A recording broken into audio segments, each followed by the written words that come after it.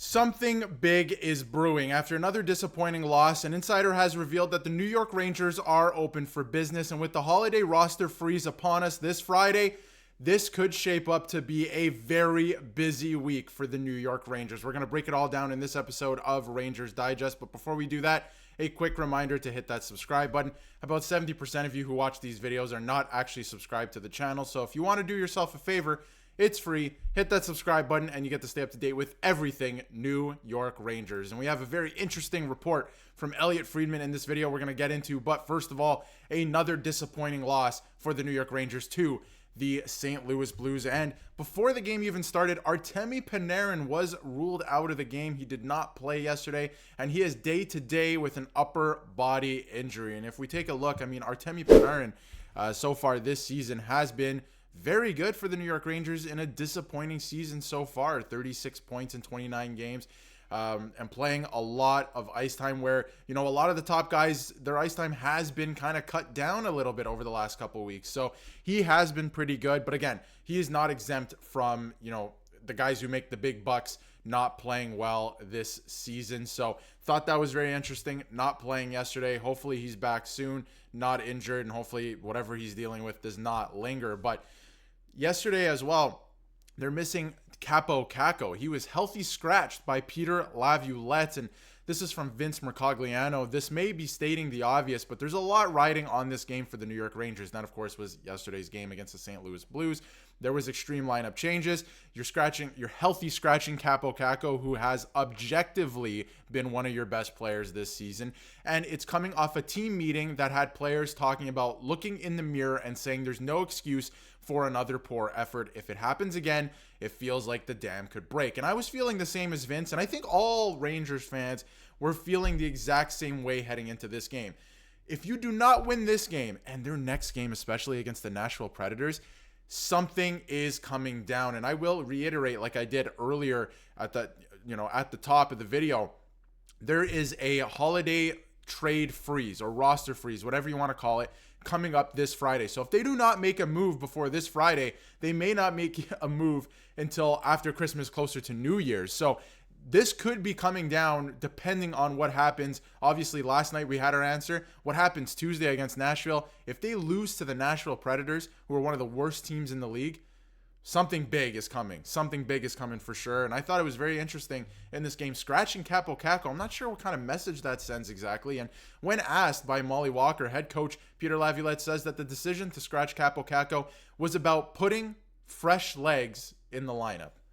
I thought that was very interesting. I mean, Peter, I was born at night, but I wasn't born last night. I don't understand what this means, right? Like, why fresh legs? Like, what is the message you're trying to send here? It's not really about fresh legs. Maybe it is about rest, but you're going to scratch one of your better players this season. You can't scratch Mika Zibanejad to send the message. I mean, the team has already lost.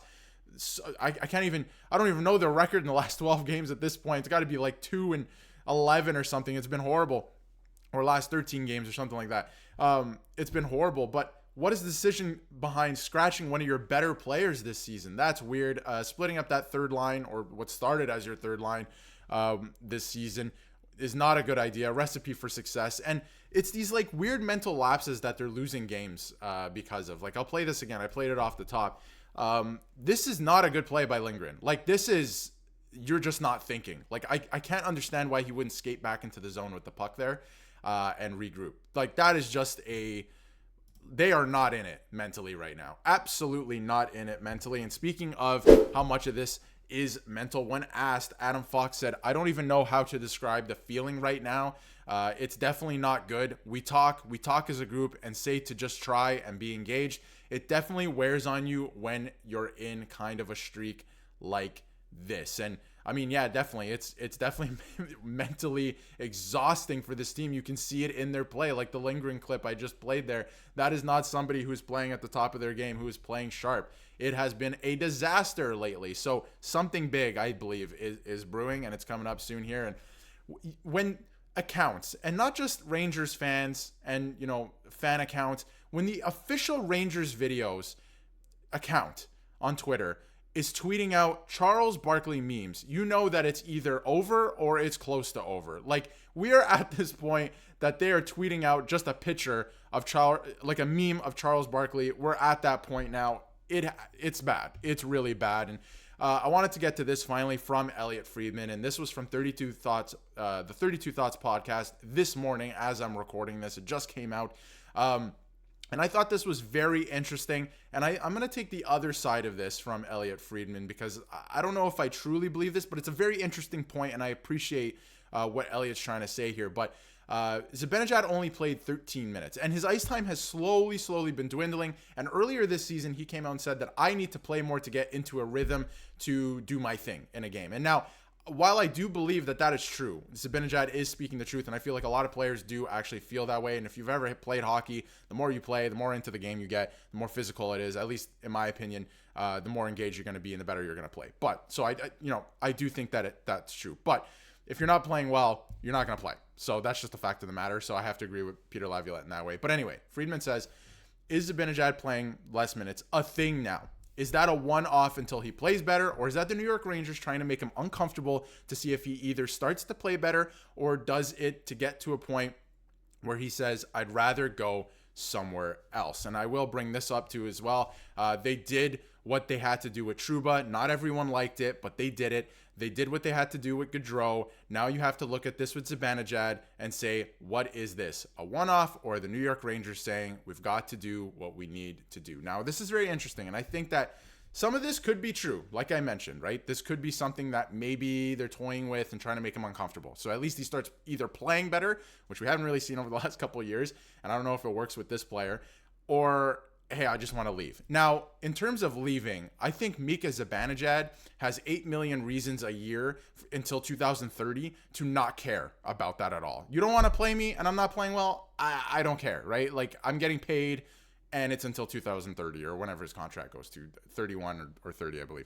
But anyway, he has a lot of reasons as to why I don't think he would care. But maybe, there's a lot of different factors. And obviously we know that he knows what's said about him in the media. Obviously all the noise around the team, it affects him, right? So I wonder if this is something where they know that's kind of how he operates and this might get him going. I think that it's very interesting. I don't know if that's the case. I think some players are just wired differently. I feel like, if you're getting paid, and it's not a great mentality to have, but I think that it definitely could be there. And a lot of players do have it. And I'm getting paid.